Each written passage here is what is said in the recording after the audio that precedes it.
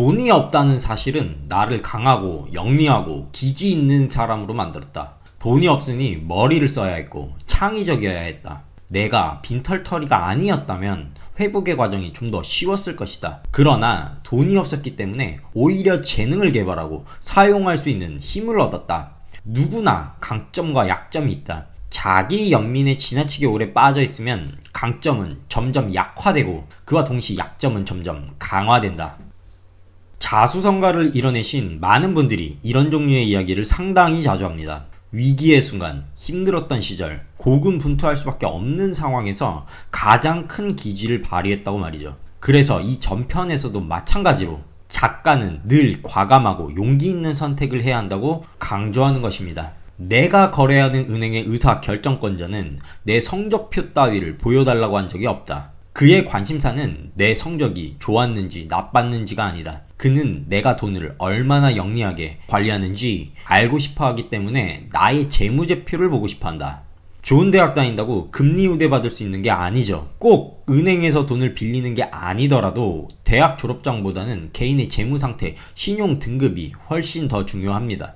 요즘은 명문대 졸업자들도 사회에서 자리 잡기 상당히 힘들기 때문에 인식이 조금씩 바뀌어가고는 있지만 아직도 과거부터 현재까지 명문대 입학을 위해 목숨을 걸고 공부를 합니다. 학생들은 돈 많이 벌어야 한다고 교육을 받으면서 정작 금융에 대한 지식과 지혜는 하나도 배우지 못한 채 성인이 되어버립니다. 참 답답한 교육의 현실입니다. 걸음마를 배우는 아기를 보라. 일어서다가 넘어져서 이내운다. 그럼에도 잠시 후에 또 시도한다. 일어서고 넘어지고 우는 과정을 수도 없이 되풀이한 후에야 비로소 제대로 서고 걷고 뛴다. 그 많은 실수를 저지르면서 그들의 세상은 넓게 확대된다.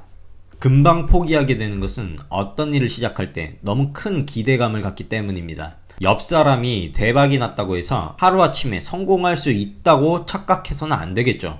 대박이 난 옆 사람은 사실 보이지 않는 곳에서 엄청난 시간과 노력을 투자했을 가능성이 큽니다. 단계 꾸준히 성장해 나갈 방법을 찾아야 하는 것이죠. 그리고 단계 성장해 나갈수록 대박이 난 사람들이, 성공한 사람들이 왜 그렇게 되었는지 깨닫게 될 수 있습니다. 두 번째 기회를 찾기 전에 당신만의 고유한 지능과 강점, 약점을 존중하는 것이 중요하다.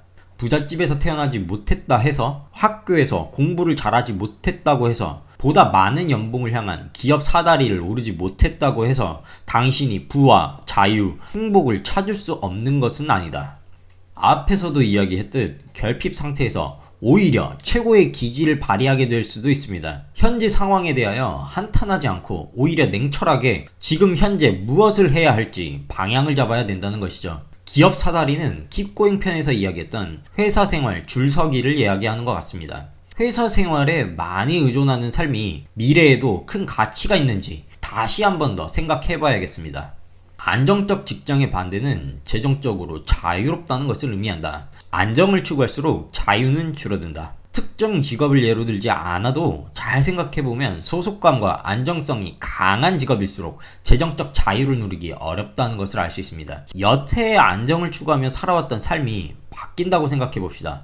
지금보다 더 좋아질지 아닐지는 알 수 없습니다. 다만 변화를 감내할 만큼 용기가 있는 사람이라면 더 나은 삶을 살 거라고 생각합니다. 자유를 추구한다는 것은 정말 여러 가지 의미가 있네요.